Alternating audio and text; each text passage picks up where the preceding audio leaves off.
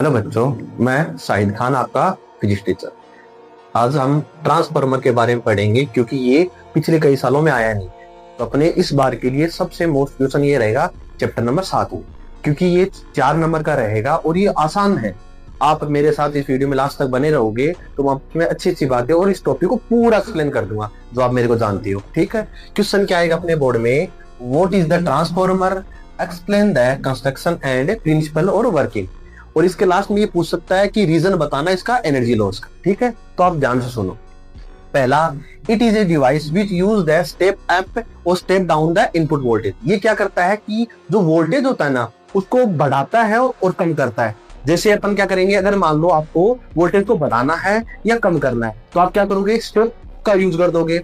और वोल्टेज को डाउन करना है तब आप किसका यूज कर दोगे, स्टेप डाउन का। देखो इसका प्रिंसिपल ये क्या काम करता है, ये म्यूचुअल इंडक्शन पे काम करता है। किस पे काम करता है, म्यूचुअल इंडक्शन पे, जिसको अपन इलेक्ट्रोमैग्नेटिक इंडक्शन भी बोल सकते हैं। क्या बोल सकते हैं, इलेक्ट्रोमैग्नेटिक इंडक्शन। ये सिंपल क्या करता है कि जैसे मान लो वोल्टेज को बढ़ा रहा है, क्या कर रहा है, बढ़ा रहा है, या वोल्टेज को कम कर रहा है। फिर देखो अपन इसका क्या पढ़ेंगे, कंस्ट्रक्शन पढ़ेंगे। इसमें क्या होता है कि it consist of large number of laminated core. ये क्या करेगा, बहुत ज्यादा कोर रखता है और वो भी कवर रहेगी। क्या रहेगी, कवर रहेगी। आगे देखो, these are two type of the winding. ये दो टाइप से कोर होती है। क्या होती है, दो टाइप से कोर। ध्यान से देना आप। One is called primary winding. क्या कहेंगे उसको, प्राइमरी, मतलब जो पहले वाली जो होती है ना उसको क्या बोलेंगे अपन, प्राइमरी वाइंडिंग बोलेंगे। जिसके नंबर को क्या लिखेंगे अपन, P1 एंड P2। ठीक है, आगे वाली क्या कहलाती है, सेकेंडरी वाइंडिंग कहलाएगी। क्या कहलाएगी, सेकेंडरी वाइंडिंग, जिसको अपन क्या कह रहे हैं, S2 एंड S1। ठीक है, प्राइमरी वाली की जो टर्न होते हैं ना उसको अपन किससे लिखते हैं, NP से, और सेकंड वाली को किससे लिखेंगे अपन, NS से। ध्यान रखना आप, इसमें क्या है, पहला क्वेश्चन जो पूछता है MCQ में पूछता है, क्या पूछता है कि ट्रांसफॉर्मर किस प्रिंसिपल में काम करता है। तो आपको क्या याद रखना पड़ेगा, म्यूचुअल इंडक्शन। मैं हमेशा क्लास में ये बोलता हूँ कि एमसीक्यू जो क्वेश्चन उठता है ना वो बड़े टॉपिक में से उठता है। कहां से उठता है, बड़े टॉपिक में। तो आप ध्यान रखना, पहला क्वेश्चन ये आ सकता है आपके एमसीक्यू के अंदर कि ट्रांसफार्मर किस प्रिंसिपल पे काम करेगा। तो आपका नाम आंसर क्या रहेगा, म्यूचुअल इंडक्शन। दूसरा, बच्चे बस कितना पढ़ लेते हैं। अब ध्यान रखना कि ये वो काम क्या करता है, क्या करता है, ये वोल्टेज को चेंज करता है। क्या करता है, वोल्टेज को। पिछली स्लाइड में इसकी थ्योरी को पढ़ा था। अब अपन क्या करेंगे, इसके डायग्राम पर अपने। अब आप देखो इसके अंदर क्या है, एक मैंने क्या बताया, दो कोइल पड़ी थी। क्या पड़ी थी, दो कोइल। ठीक है, प्राइमरी और सेकेंडरी। अब इसमें देखो ये होता है इनपुट वोल्टेज। क्या है यहाँ पर, इनपुट वोल्टेज, मतलब जो अपन वोल्टेज इसको दे रहे हैं। और यहाँ से कौन सा वोल्टेज रहेगा अपने पास, आउटपुट वोल्टेज। तो मैंने इनपुट वोल्टेज को पिछली बार क्या बोला था मैंने आपको, NP, और आउटपुट को क्या बोला था मैंने, NS। मतलब ये सेकेंडरी है और ये कौन सा है, प्राइमरी है। इसमें क्या, ये प्राइमरी टर्न है। क्या, प्राइमरी टर्न है। और ये कौन सी टर्न है, सेकेंडरी। अब इसको देख के क्या करते हैं कि टाइप्स ऑफ ट्रांसफर पढ़ते हैं। क्या पढ़ते हैं, टाइप्स ऑफ ट्रांसफार्मर। वो होते हैं दो टाइप के। कितने टाइप के होते हैं, दो टाइप के। पहला कौन सा देखो, स्टेप अप ट्रांसफार्मर। क्या लिखा इसका नाम में, स्टेप अप ट्रांसफार्मर। और दूसरा क्या लिख दिया इसने, स्टेप डाउन ट्रांसफार्मर। अब इसके नाम में देखो कुछ लिखा हुआ है यहाँ पर। क्या, ये स्टेप अप है। अप मतलब क्या होता है, किसी चीज को ज्यादा करना।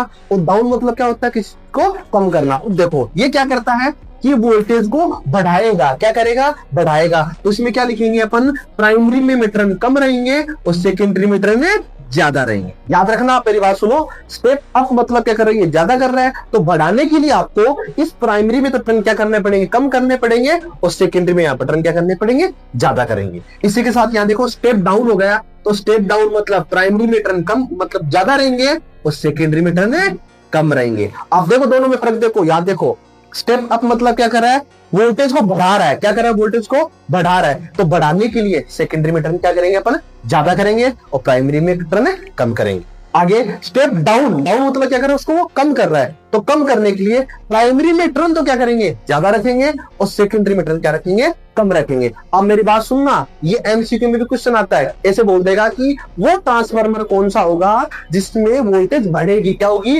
बढ़ेगी। तो वो कौन सा रहेगा, स्टेप अप ट्रांसफार्मर। मतलब सेकेंडरी में टर्न क्या करना पड़ेगा अपने को, ज्यादा। और वो ट्रांसफार्मर जो वोल्टेज को कम कर रहा है, क्या कर रहा है, कम कर रहा है। मतलब प्राइमरी में कम, सेकेंडरी में ज्यादा। क्यों, क्योंकि सेकेंडरी कौन है, आउटपुट वोल्टेज, और प्राइमरी कौन है, इनपुट वोल्टेज। इसी के साथ ये देखो, अगर मान लो इसको अपन ये नहीं कह सकते क्या कि पहले प्राइमरी में है 200 वोल्ट टर्न है और सेकेंडरी में है 400 वोल्ट। इसके अंदर उल्टा लिख देते हैं, इसमें है 400 टर्न है इसके अंदर, उसमें कितना है 200 टर्न है। ध्यान से देना कि स्टेप अप के अंदर अपने को वोल्टेज बढ़ाना है। क्या करना है? बढ़ाना है। तो बढ़ाने के लिए अपने को आउटपुट जो है ना उसके टर्न को बढ़ाना पड़ेगा। तो डाउन करने के लिए अपने को प्राइमरी के जो टर्न है ना उनको बढ़ाना है, लेकिन सेकेंडरी को क्या करना पड़ेगा? कम करना। ध्यान देना, सिंपल सी बात है। पहले अपने ट्रांसफार्मर का क्या पढ़ा था? है क्या ट्रांसफार्मर वोल्टेज को बढ़ाता या कम? ट्रांसफार्मर की फिर प्रिंसिपल आता है। क्या आता है? प्रिंसिपल। ट्रांसफार्मर म्यूचुअल इंडक्शन पे काम करता है। किस पे काम करता है? Mutual induction. और म्यूचुअल इंडक्शन के बाद ट्रांसफार्मर टाइप कितने होते हैं? 2 टाइप की। पहला कौन सा है? स्टेप ट्रांसफार्मर, और दूसरा कौन सा है? Step down. अब इसके बारे में पढ़े। देखो, ट्रांसफार्मर क्या होता है कि म्यूचुअल इंडक्शन पे काम करता है। तो इसमें अपन क्या करेंगे, एक फेराडे का सेकंड लॉ था। कौन सा लॉ था? फेराडे का सेकंड लॉ। उसमें क्या था, जो ई होता ना, E equal to d phi upon D t, मतलब रेट चेंज इन फ्लक्स। क्या था? Rate change. लेकिन उसमें एक एन भी था और यहाँ पर माइनस था। ये माइनस किसके कारण था? लेंज लॉ के कारण था। किसके कारण था? Lenz law. हाँ, एक बात और, एक क्वेश्चन ये भी बनता है कि लेंज लॉ किस प्रिंसिपल पे काम करता है? तो याद रखना, लेंज लॉ खुद एनर्जी कंजर्वेशन काम करता है। तो ये भी एमसीक्यू बन सकता है कि लेंज लॉ किस प्रिंसिपल पे काम करता है? तो लेंज लॉ क्या काम करता है? एनर्जी कंजर्वेशन पे। तो आप देखो, अगर अभी लिखा हुआ है E equal to minus N D phi upon D t. सुनो, यहाँ पर जो d phi upon D t क्या है? फ्लक्स में रेट चेंज है। क्या है? फ्लक्स में रेट चेंज। तो अब अपन इसको प्राइमरी के लिए लगा रहे हैं। किसके लिए लगा रहे हैं? प्राइमरी कोइल के लिए लगा रहे हैं। इसमें क्या मान लेंगे अपन? ईपी इक्वल टू माइनस की जगह माइनस, और यहाँ पर क्या आ जाएगा? NP D phi upon D T. अब सुनो, d phi upon D t same रहेगा। क्या रहेगा? सेम, क्योंकि है तो उसी कोइल में ना, इसलिए याद रखना। तो ईपी इक्वल टू क्या गया? Minus NP D phi upon D t. Question number 4। अब ये मैं करूंगा सेकेंडरी कोइल। किसके लिए करूंगा मैं? सेकेंडरी कोइल के लिए। तो सेकेंडरी कोइल में क्या हो जाएगा? E S equal to minus का N S upon D phi upon D T. Equation number 2। ध्यान से सुनना, मैंने इसी का यूज किया है। क्या ये? E इक्वल टू माइनस का N D phi upon D T. अब मैं पहले कौन सी कोइल के लिए यूज कर रहा हूं? मैं प्राइमरी कोइल के लिए। तो प्राइमरी कोइल में यहाँ पर P से लिखा था, तो क्या हो जाएगा? ईपी माइनस की जगह माइनस, और एन के क्या लगा दूंगा? एनपी और D phi upon D T. फिर दूसरा मैं कर रहा हूँ सेकेंडरी कोइल के लिए। तो सेकेंडरी कोइल में यहाँ क्या आ जाएगा? E S equal to minus की जगह माइनस, और ये क्या है? N S D phi upon D T. फिर मैं लिखूंगा डिवाइड। क्या लिख रहा हूं मैं? Divide equation second by equation first.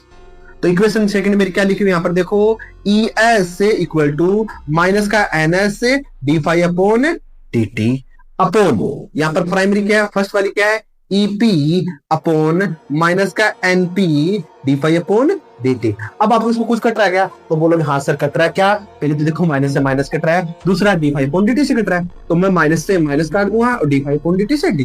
तो क्या हो जाएगा? E S upon EP equal to N S upon NP. क्या लिखेंगे अपन इसको? एनपी।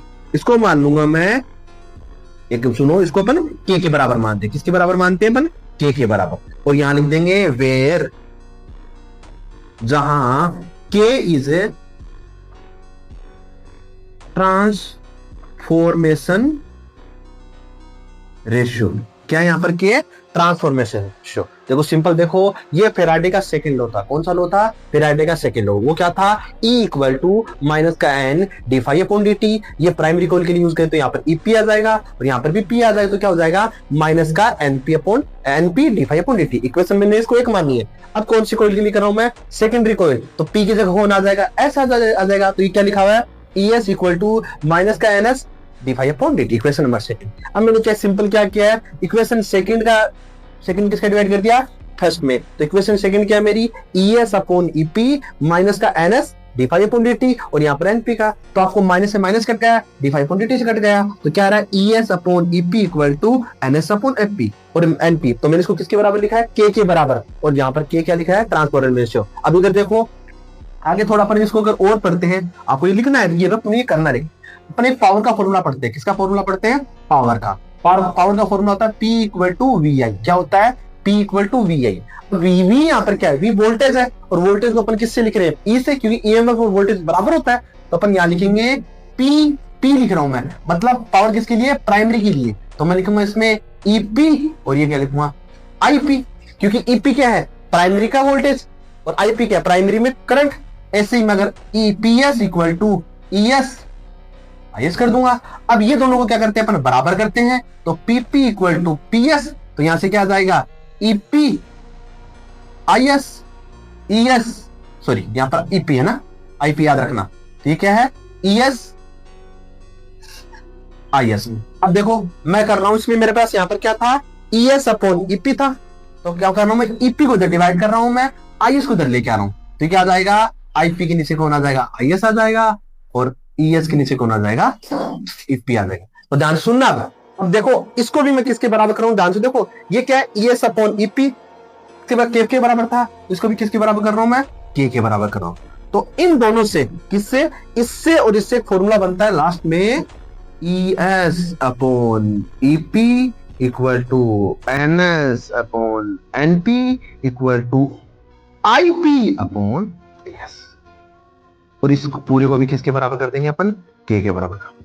अब ध्यान से सुनना, अपन देखो क्या लास्ट में फॉर्मूला बनाया है ES upon EP NS upon NP IP upon IS equal to K. अब बोल सुनो, ये देखो ES और NS सेम लग रहे हैं, लेकिन यहाँ पर रिवर्स है, मतलब क्या करेंगे, अब देखो आपने ये नोट कर लिया क्या, अब तो स्क्रीनशॉट ले लो इसका लास्ट में ना,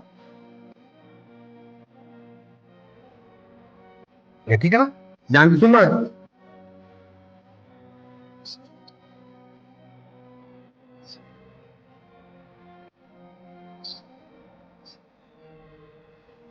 अब देखो मैंने लास्ट फॉर्मूला क्या लिखा था ES upon EP NS upon equal to IP upon IS equal to के।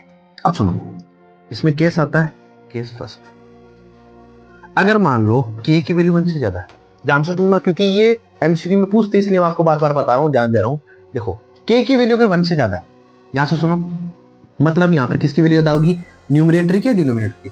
तो देखो इसे मैं इधर एक आपको रफ बता रहा हूँ, जैसे मान लो इधर मैं लिख रहा हूँ 40, कितना लिख रहा हूँ 40 अपॉन 20, तो यहाँ से कितना आएगा 2 आएगा, तो 2 किससे, मतलब 2 किससे बड़ा है 1 से बड़ा है, इसका मतलब ऊपर वाला न्यूमरेटर, क्या बोलते हैं इसको न्यूमरेटर किससे ज्यादा होगा डिनोमिनेटर से। तो यानी मतलब क्या है कि यहाँ पर NS बड़ा किससे होगा NP से बड़ा होगा, दूसरा ES किससे बड़ा होगा EP से बड़ा होगा, लेकिन करंट में कौन ऊपर आ रहा है IP आ रहा है, कौन आ रहा है IP, मतलब IP बड़ा होगा किससे IS से। तो अब ध्यान से देखो, अगर वोल्टेज क्या वोल्टेज बढ़ रहा है, क्या हो रहा है बढ़ रहा है, तो बढ़ाने वाले का ट्रांसफार्मर नाम क्या था स्टेप अप ट्रांसफार्मर, मतलब इसको क्या बोल देंगे अपन यहाँ पे स्टेप अप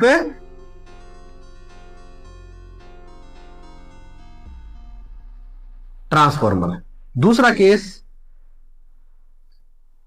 अगर यही चीज है के को अपन 1 से छोटा कर रहे हैं, क्या कर रहे हैं के को 1 से छोटा, इसका मतलब डिनोमिनेटर ज्यादा होना चाहिए, कौन ज्यादा होना चाहिए डिनोमिनेटर, मतलब नीचे वाली वैल्यू ज्यादा चाहिए। तो नीचे यहां पर कौन है ये है ये है ये है, मतलब EP बड़ी होगी किससे ES से, NP बड़ी होगी किससे NS से, और यहां पर IS बड़ा है कौन है IP से।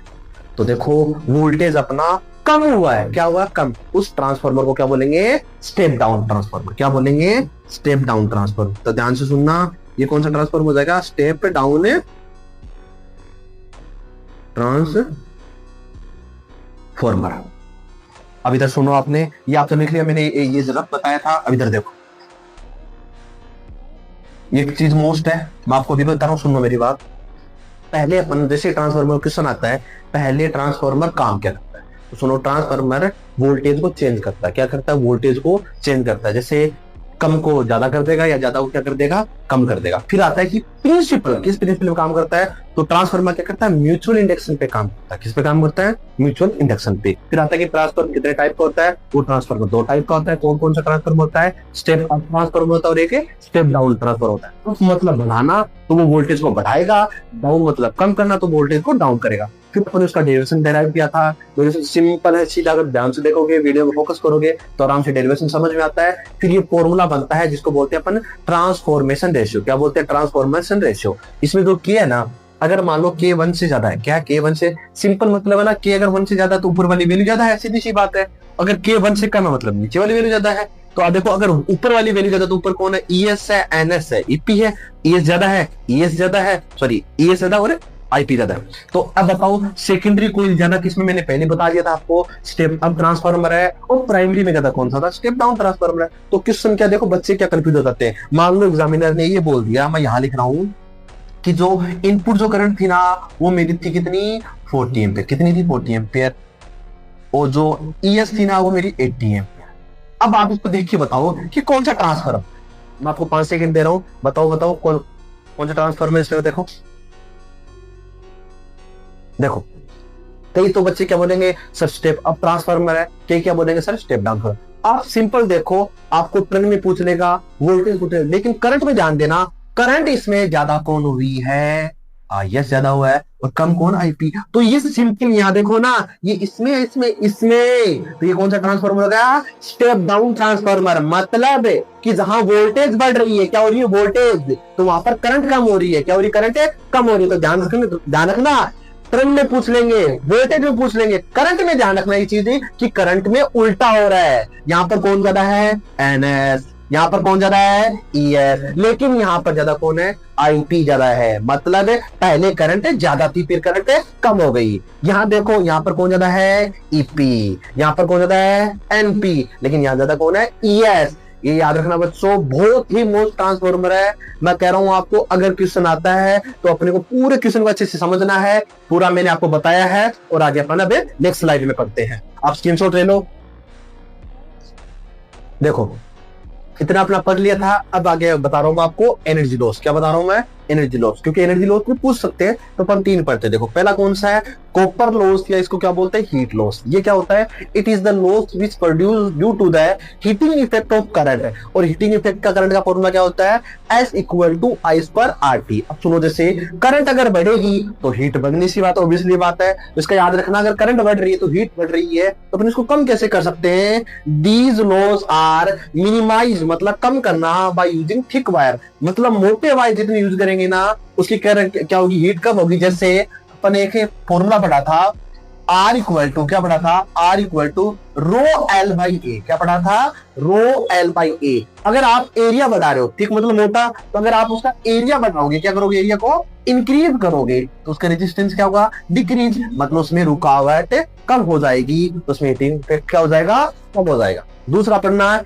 Eddy current. क्या बोलते हैं इसको, एडी करंट, या इसको क्या बोलते हैं, iron loss. These loss are produce due to eddy current, it is called eddy current loss, और या इसको आयरन लॉस। एडी करंट क्या होती है, उसके अंदर की मौजूद हो जाती है, उसके कारण उसमें क्या होगा, लॉस होगा। और उसको कम कैसे कर सकते हैं, it is minimize by using the limited core. मतलब उसको क्या कर देंगे, हम कवर कर देंगे। क्या कर देंगे, जो मोटी मोटी रेक्टेंगल प्लेट बनाई थी ना मैंने, उनको क्या कर देंगे, कवर कर देंगे। क्या कर देंगे, कवर। तीसरा क्या करते हैं अपन, हिस्टेरिसिस लॉस, मतलब the loss are which are produced repeating magnetize and demagnetize. मतलब कभी उसको मैग्नेटाइज करेंगे, कभी उसको डीमैग्नेटाइज करेंगे। आप सुनना, अभी ट्रांसफार्मर का क्वेश्चन आता है, पहले अपन क्या करेंगे, ट्रांसफार्मर को बोलेंगे कि वो होता क्या है। मेरी बात सुना, मैं बार बार रिपीट क्यों कर रहा हूँ इस चीज को, क्योंकि मोस्ट है और इसमें अंदर से भी MCQ, fill in the blank पूछ सकते हैं आपको, इसलिए ध्यान रखना। आपको इसका प्रिंसिपल याद रखना, किस प्रिंसिपल में काम करता है और वो खुद क्या काम करता है वो देखना है, उसका डेरिवेशन, और जो लास्ट फॉर्मूला पढ़ाता ना ट्रांसफार्मर रेशियो, कई बार तो वो भी पूछ लेता है, और ये भी पूछ लेता है कि स्टेप अप क्या होता है, स्टेप डाउन क्या होता है। तो मेरी बात सुनना, वीडियो को अच्छे से देखना, अगर कोई वीडियो में गलती तो माफ करना। आपका ये शाहिद खान आपके साथ बना रहेगा। धन्यवाद, थैंक यू।